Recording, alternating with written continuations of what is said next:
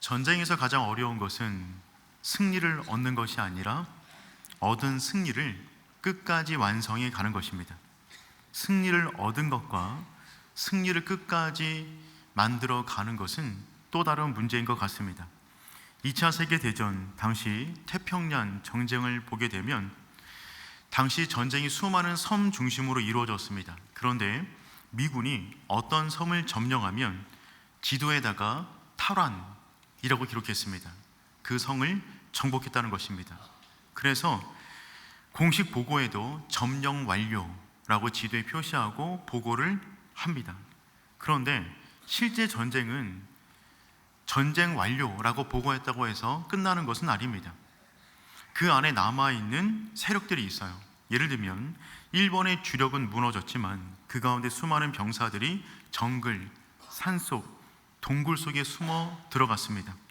미군은 전투가 끝난 이후에 전쟁 완료를 선포했지만 또한 남아있는 사람들을 계속해서 수색해야만 했던 것이죠.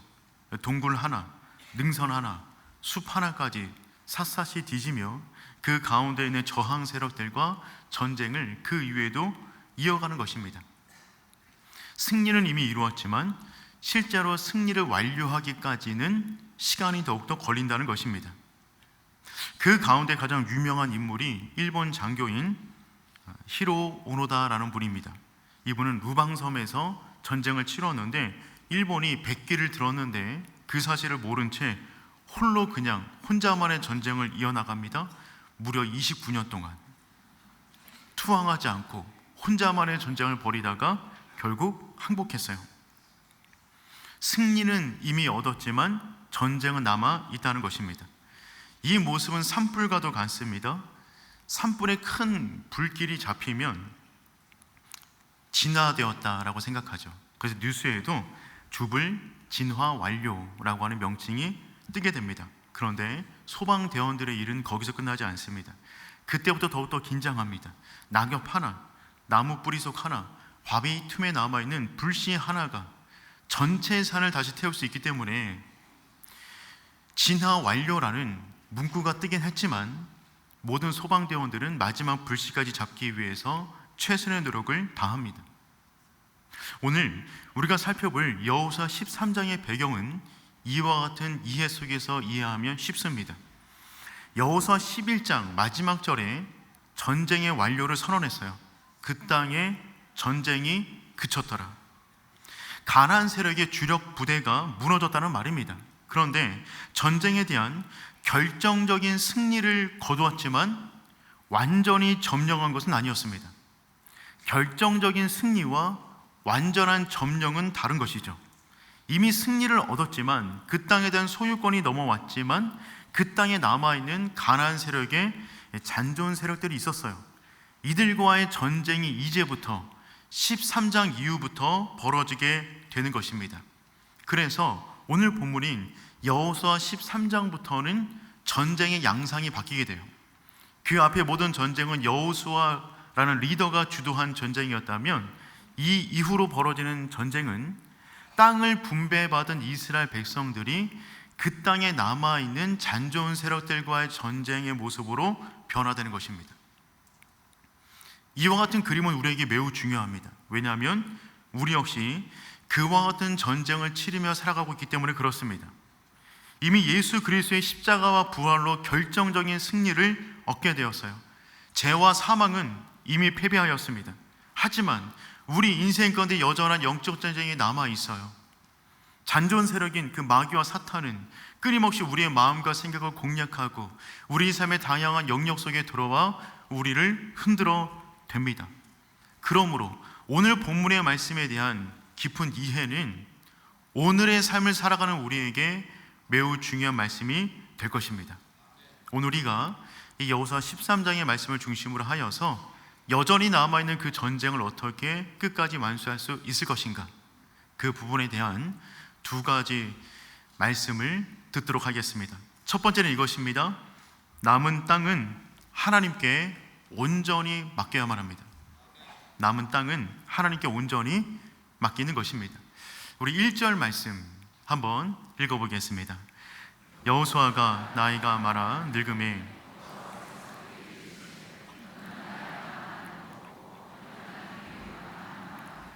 아멘.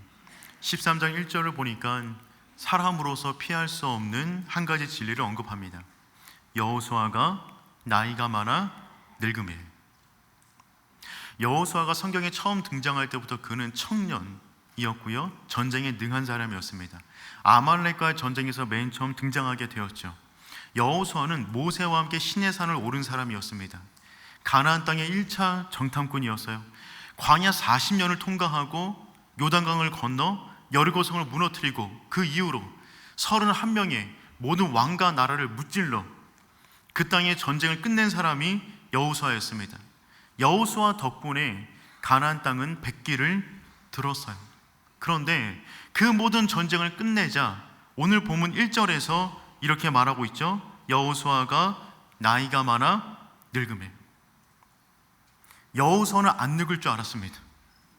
그는 영원히 청년일 줄 알았어요. 근데 어느새 백세가량이 되었습니다. 백발을 휘날리고 있습니다.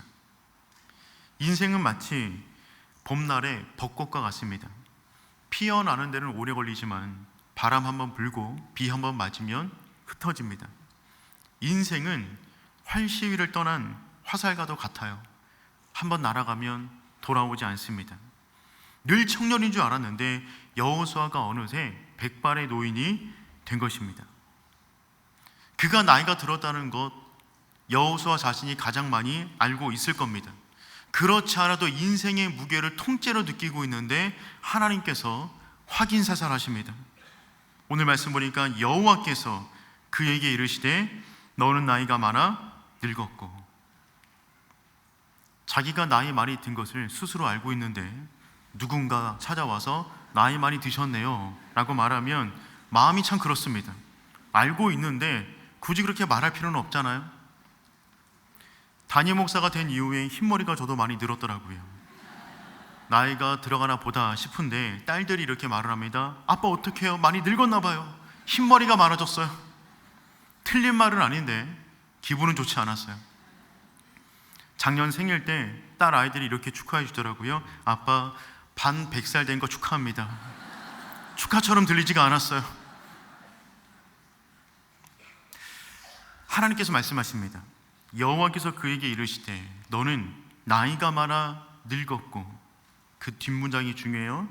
얻을 땅이 매우 많이 남았도다. 이렇게 말씀하시면 얼마나 좋을까요? 너도 어느새 많이 나이가 들었구나. 그리고 모든 땅을 점령했구나. 사명을 완수했구나. 이렇게 말하면 얼마나 좋을까요? 그런데 너 나이 많이 들었는데 아직도 땅이 많이 남았구나. 이 말을 들었을 때 여호수아의 마음이 어땠을까요? 아마 이런 마음 들었을 것입니다. 내가 부족했나 보다. 더 열심히 했어야 되는데 내가 실패했나 보다.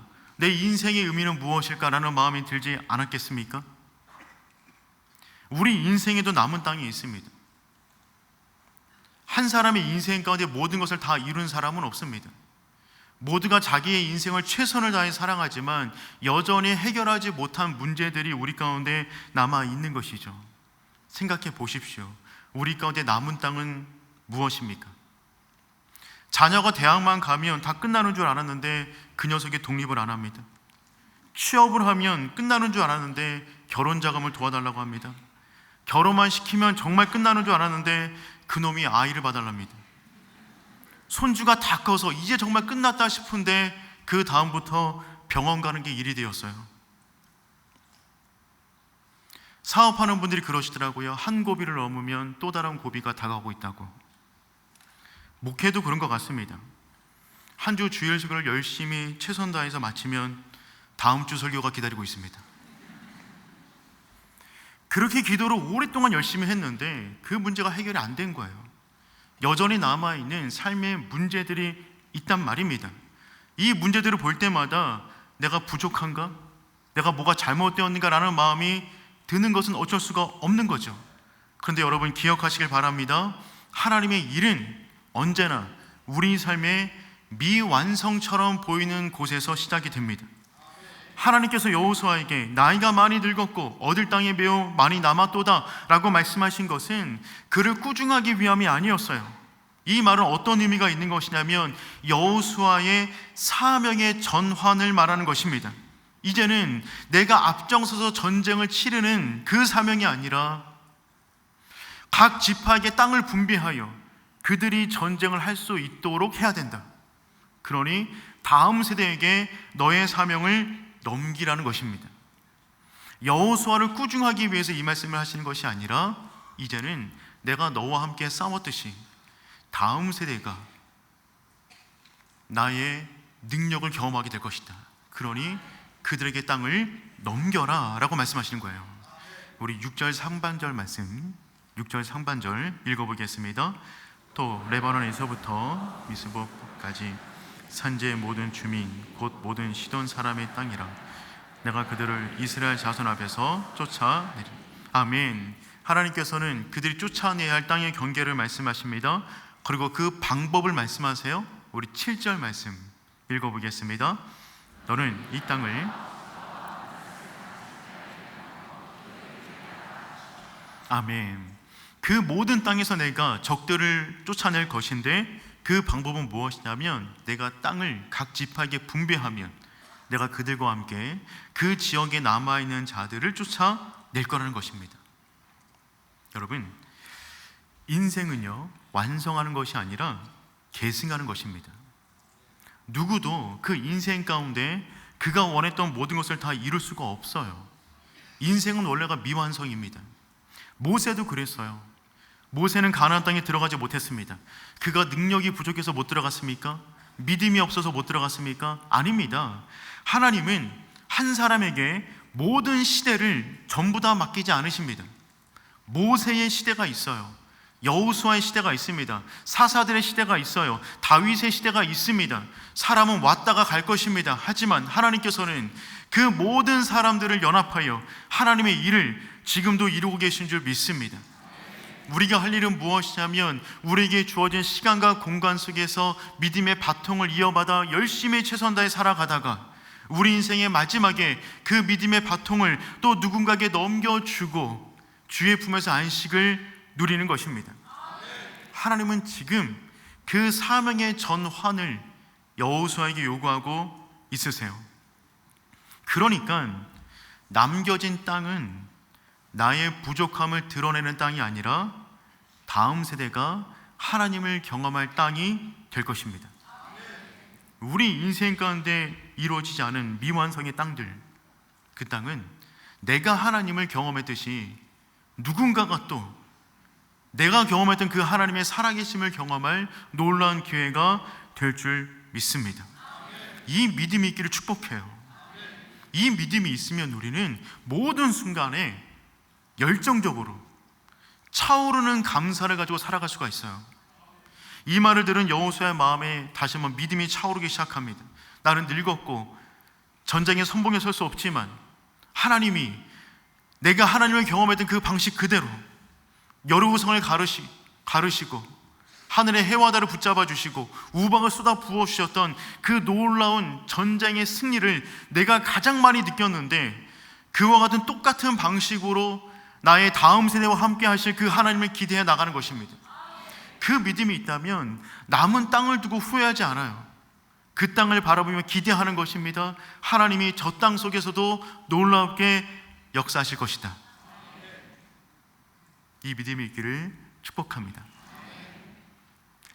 한 가지 궁금한 것은 하나님은 왜 여호수아 때에 모든 전쟁을 끝내지 아니하시고 이렇게 천천히 일을 이루실까 하는 궁금증은 있을 수 있어요.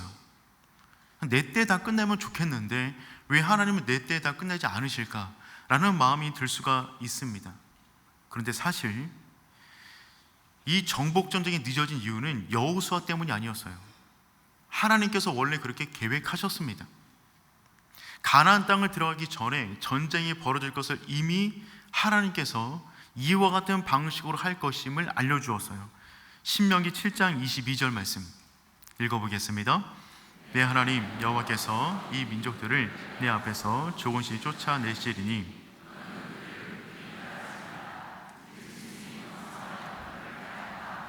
아멘. 가나안 땅에 들어가서 전쟁을 벌일 것인데 이미 그 결과를 말씀하셨어요. 조금씩 쫓아내시리니 너는 그들을 급히 멸하지 말라. 여호수아가 그 모든 전쟁을 끝내지 못한 것은 그의 부족함 때문이 아니라 하나님의 계획이었어요. 하나님의 지연이 아니라 하나님의 지혜였습니다. 우리는 빨리 받기를 원하지만 하나님은 우리가 감당할 수 있는 부분만 우리에게 허락하세요. 음식도 한꺼번에 먹으면 체합니다. 아무리 좋은 음식도 한꺼번에 집어넣으면 몸이 상하게 되어 있어요. 축복도 내가 감당하지 못하는 축복은 나를 무너뜨리는 짐이 될 수 있습니다. 집안에 있는 아이가 언젠가 독립하겠지만 언젠가 독립한다고 해서 초등학교 때 내몰지 않아요. 그가 성장해서 감당할 수 있을 때 독립을 하는 겁니다. 이스라엘 백성은 400년 이상 애굽의 종으로 살았어요. 나라를 가져본 적이 없습니다. 출애굽하여서 40년 동안 난민으로 살았습니다. 그런 그들에게 가나안 땅 전체가 주어지면 그 땅을 다스릴 수가 없어요. 다스리지 못하는 땅은 그들을 삼키는 땅이 될 겁니다. 나라를 세우려면 법과 질서를 세워야 되고 정치, 경제, 국방, 통치, 외교 등 다양한 역량을 갖추어야 되는데 지금 이스라엘에는 그런 것들이 없단 말이죠. 그러니 하나님은 그들의 맞는 수준에 따라 그들이 감당할 수 있는 복으로 인도하신 거예요. 그래서 다시 한번 신명기 7장 22절 말씀의 하반절은 다음처럼 되어져 있어요. 들 짐승이 번성하여 너를 해할까 하노라. 조금씩 쫓아내시리니 너는 그들을 급히 멸하지 말라. 그 다음에 들 짐승이 번성하여 너를 해할까 하노라. 어떤 의미냐면 급하게 땅을 얻게 되면 관리하지 못하는 땅이 반드시 생길 것인데 관리되지 않는 땅은 급격하게 황폐하게 되어 들짐승이 번성하게 될 것입니다. 그렇다면 그 들짐승이 번성한 땅을 인간들이 들어가 살지 못하고 공격을 받게 될 것이니 하나님께서 천천히 이루겠다라고 말씀하십니다. 이 원리는 영적 세계도 마찬가지입니다. 예수님께서 말씀하셨어요. 우리 마태복음 12장 45절 말씀 읽어보겠습니다. 이에 가서 저보다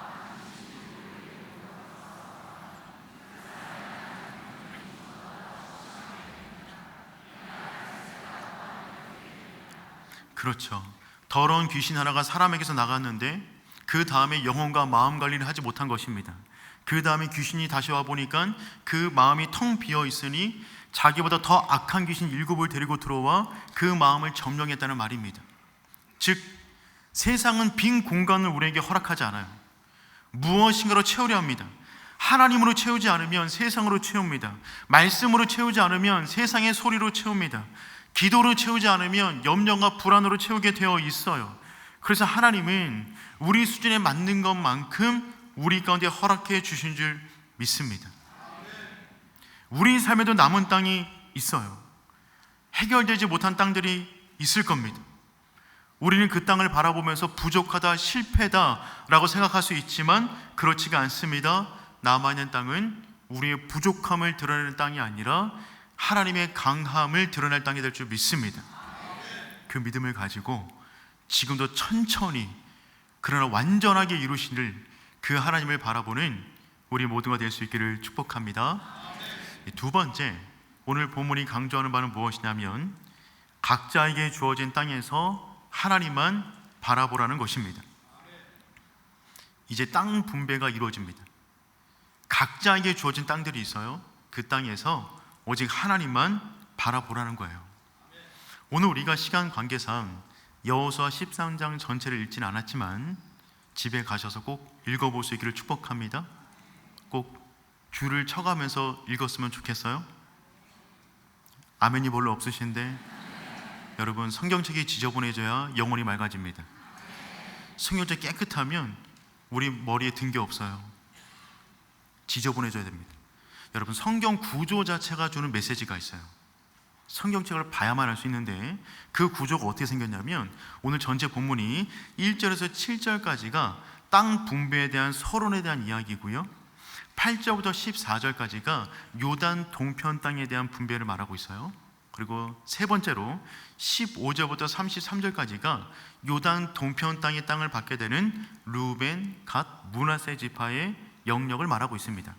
그리고 본문 전체가 3등분으로 나눠지는데 14절에서 그리고 33절에서 뼈대를 이루어 나눠지게 되어 있어요. 그런데 14절과 33절 말씀이 동일한 말씀의 반복입니다. 한 단락이 끝날 때 동일한 말씀을 반복하고 있어요. 그 말씀은 무엇이냐면 레위 지파와 관련된 말씀입니다. 우리 14절 말씀 함께 읽어보겠습니다. 오직 레위 지파에게는 이는 그에게 말씀하신 것과 같이 이스라엘의 하나님 여호와께 드리는 화목제를 그들의 기업이 되었음이더라. 아멘. 한 단락을 마치는 14절에서 레위 지파에 대한 이야기를 하고 있어요. 그리고 33절 그 말씀을 마치면서 또 동일한 이야기를 하십니다. 우리 33절 말씀 읽어보겠습니다. 오직 레위 지파에게는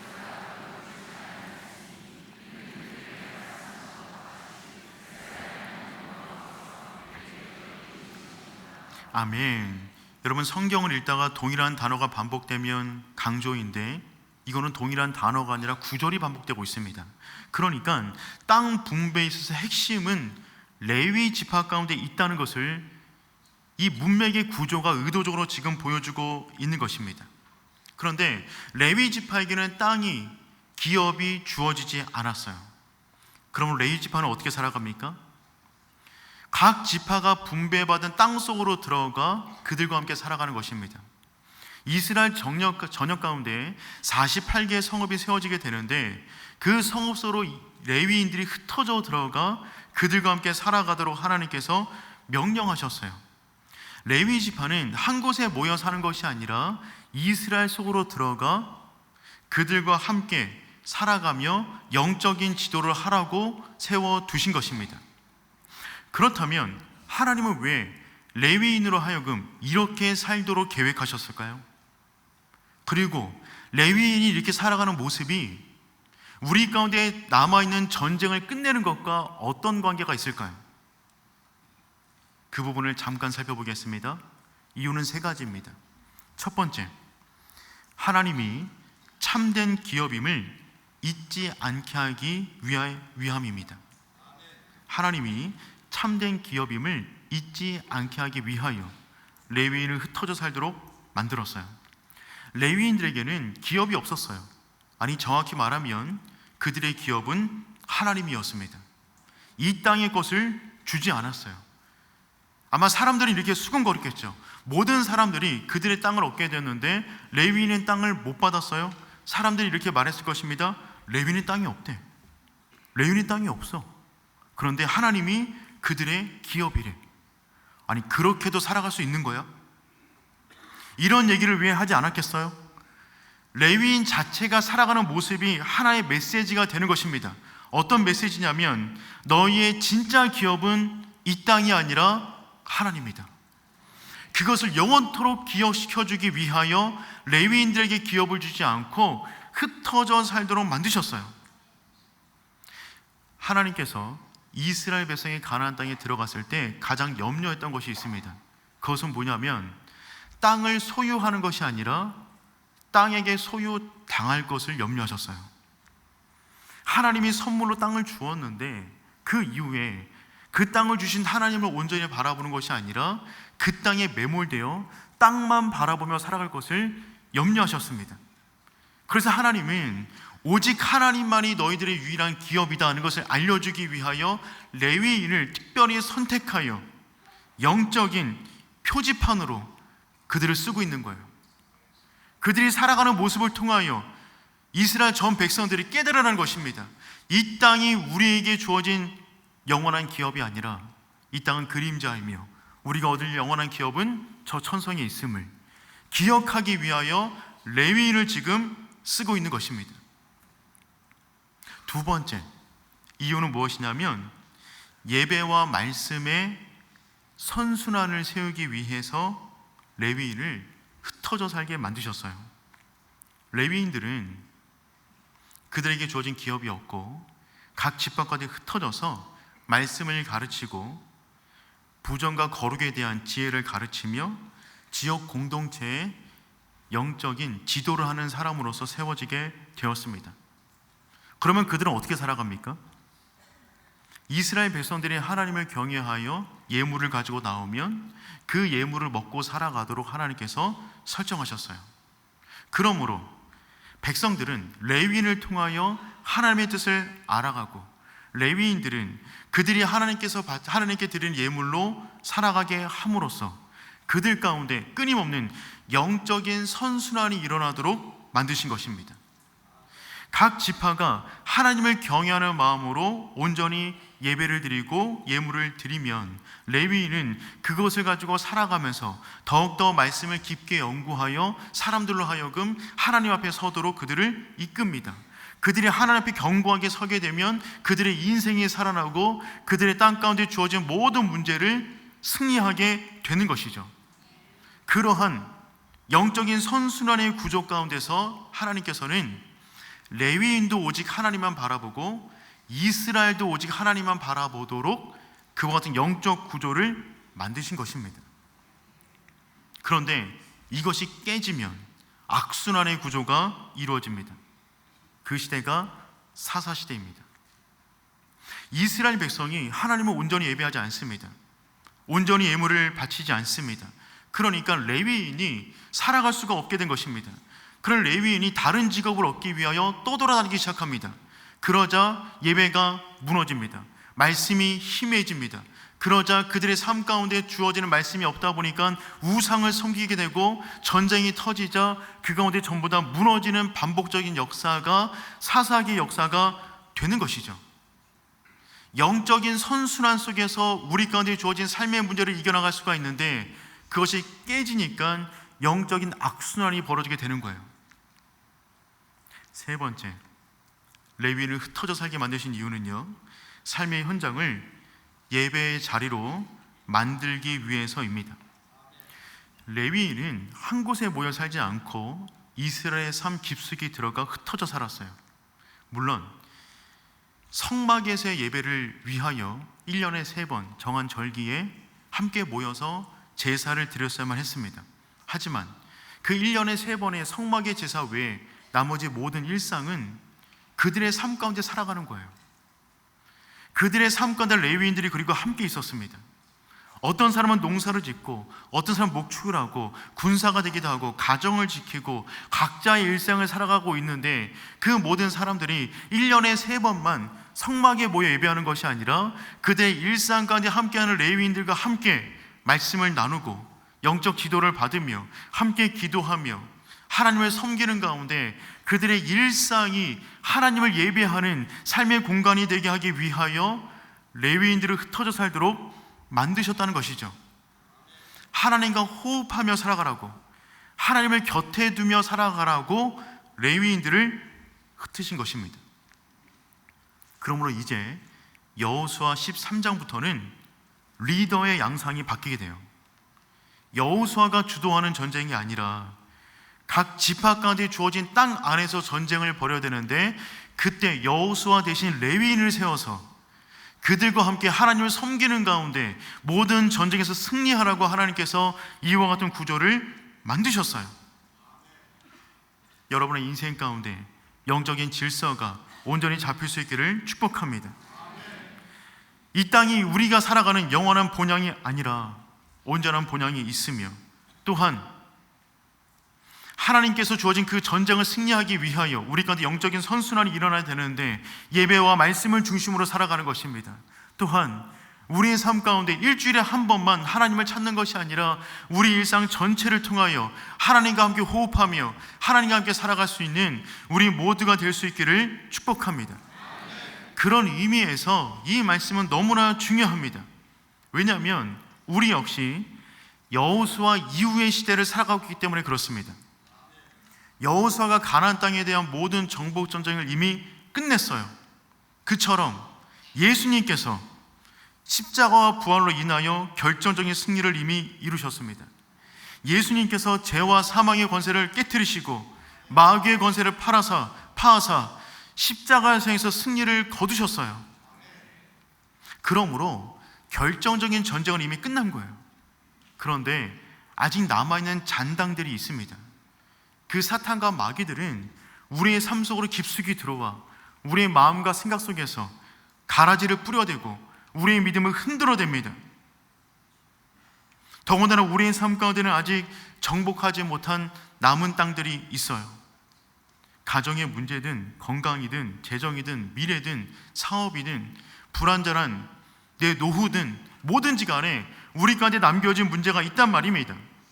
그 모든 전쟁에서 우리는 어떻게 승리할 수 있을까요? 혼자 싸우지 않는 거예요. 하나님께서 그 땅 가운데 레위인을 두었듯이 혼자 싸우지가 않는 것입니다. 즉, 그 레위인의 역할을 지금 누가 하고 있는 것이냐면 교회가 하고 있는 것입니다. 우리는 하나님 안에서 모두가 다 영적인 제사장이 되었어요. 교회는 또한 건물이 아닙니다. 성도들의 모임이 교회가 되는 것이죠. 그러므로 우리 가운데 주어진 모든 전쟁에서 우리가 승리하기 위하여 우리는 교회를 늘 가까이 두고 그 교회 가운데 주어지는 말씀으로 영혼이 살아나며 예배를 통하여 심령이 깨우쳐지고 기도를 통하여 하나님의 응답을 경험하며 성령 충만으로 우리 가운데 주어진 모든 문제를 승리하게 되는 줄 믿습니다. 여러분, 교회는 유람선이 아니에요. 이 땅을 여행하다 가는 건 아닙니다. 칼빈은 말했습니다. 교회는 전투하는 교회이다. 교회의 본질은 전투하는 것입니다. 일주일에 한번 열심히 싸우다가 다시 한번 모여서 우리가 누구인지를 깨닫는 곳이 교회입니다. 함께 모여 예배하는 가운데 말씀과 성령으로 무장하는 곳이 교회인 것이죠. 전쟁을 치르다가 상처를 입을 수 있어요. 그래서 교회는 상처받은 자들이 치료를 받는 야전병원이 되는 것이죠. 영적인 전쟁을 치르는 가운데 있는 그 무기를 확인하는 군수기지가 되는 것입니다. 교회는 또한 세상이라는 전쟁터로 하나님의 사람들을 파송하는 전진기지가 됩니다. 그 사탄은 언제나 교회를 흔들어댑니다.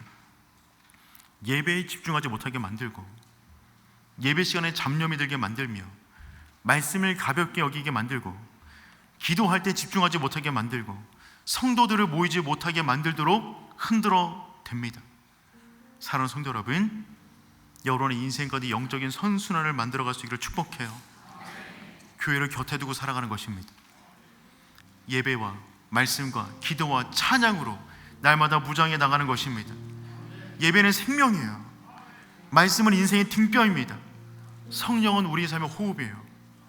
그것이 없이는 우리에게 주어진 삶에서 승리해 나갈 수가 없습니다. 저는 오림교회가 그런 교회가 되기를 소망합니다. 세상과 타협하는 교회가 아니라 선명한 진리를 선포하는 교회, 패배를 두려워하는 교회가 아니라 믿음으로 싸워 승리하는 교회, 세상이 무서워 숨는 교회가 아니라 복음 들고 땅끝까지 나아갈 수 있는 오림교회가 될 수 있기를 소망합니다. 또한 그 교회를 함께 이루고 있는 오림교회 온 성도가 한마음 되어서 이 땅까지 하나님의 나라를 이루며 또한 전진해 나가는 복된 성도 될 수 있기를 축복합니다. 그 마음 담아서 우리를 사용하소서. 함께 찬양하겠습니다. 우리에게 소원이 하나 있네. 주님 다시 오실 그날까지 우리 가슴에 새긴 주의 십자가 사랑, 나의 교회를 사랑케 하네. 주의 교회를 향한 우리 마음,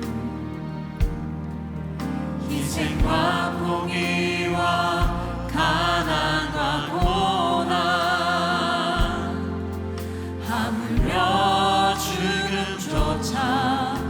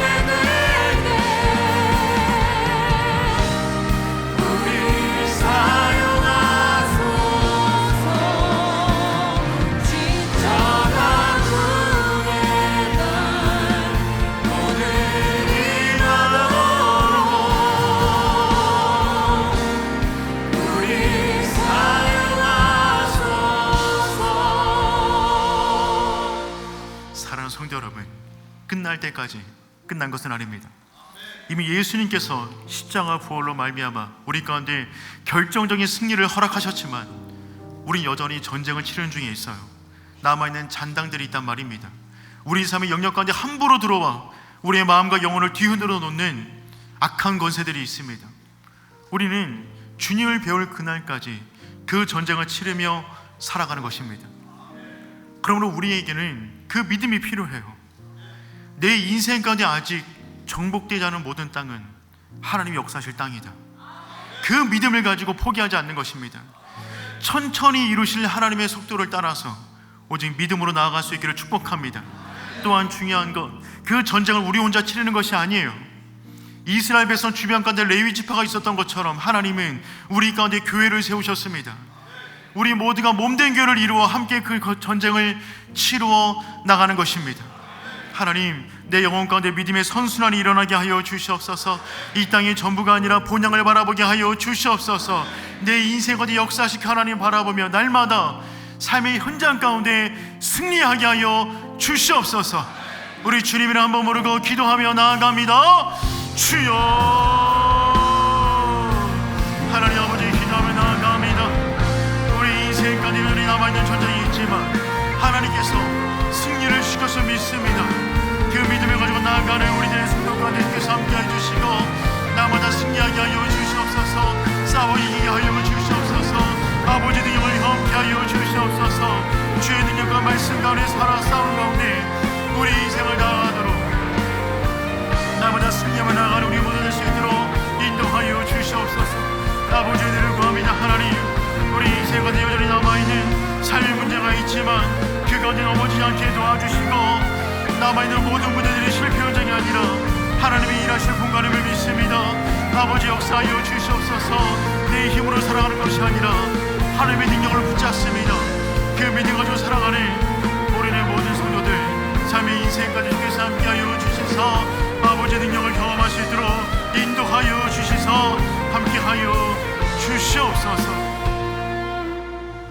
하나님, 우리 인생 가운데 여전히 해결해야 될 문제들이 있고 남아있는 영역들이 있지만 그 모든 문제들은 우리의 무능력을 증명하는 땅이 아니라 하나님의 능력을 보여줄 땅인 줄 믿습니다. 하나님, 그 믿음을 가지고 우리에게 주어진 일상을 믿음으로 살아가는 우리 모두가 될 수 있도록 인도하여 주시옵소서. 주님께서 이루실 그날까지 두려움과 조급함으로 살지 않게 도와주시고 온전한 믿음과 소망 안에서 평화로운 인생을 살아갈 수 있도록 도와주시옵소서. 무엇보다 하나님, 우리 인생 가운데 영적인 선순환이 일어나길 원합니다. 그 영적인 선순환이 무너져서 악순환이 벌어지지 않기를 원합니다. 예배를 예배되게 하여 주시옵소서. 교회를 교회되게 하여 주시옵소서. 살아가는 인생을 통하여 교회와 함께 발맞춰 나가는 가운데 우리 가운데 주어진 모든 문제를 승리하며 살아가는 오른의 복된 백성 될 수 있도록 인도하여 주시옵소서. 그 믿음을 가지고 7월 한 달을 살아가겠습니다. 주님, 이 한 달을 살아가는 모든 날 동안에 주와 함께 승리하는 복된 시간들이 되게 하여 주시옵소서. 이제는 우리 주 예수 그리스도의 은혜와 하나님 아버지의 다함이 없는 사랑하심과 성령님의 인도 보호하심의 은혜가 주와 함께 우리에게 주어진 모든 영역 속에서 승리하기를 다짐하는 주의 백성 머리 위에 이제로부터 영원까지 항상 함께 하시길 축원하옵나이다. 아멘.